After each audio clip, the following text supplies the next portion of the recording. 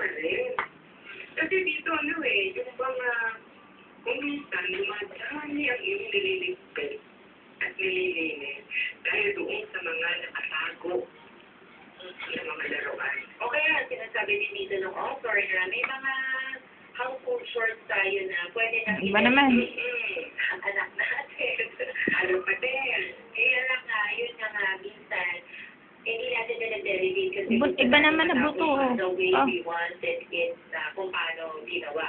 Diba? Oo. Basta, hindi lang yun. Parang psychological effect pa. Pag nakikita mo yung mga laruan pa ng mga anak mo, sila manigis pa. Nakakalimutan yung malaki na sila na pwede na magtrabaho. Okay naman. Or parang, matitigil mo ba pag nakikita Tapunan mo. nato pa yung mga laruan? Loob. Eh, usually, Tabunan na, guys. Ganun nga gagawin mo. Kung hihintayin ko pa ang iyong apo na pagpilipatan. Diba? Oo. Pero maganda yung movie na Toy Story 3. Yeah. Yun yan eh, tungkol yun sa mga toys. Kasi lumaki na si Anne. Oh, ano na yan?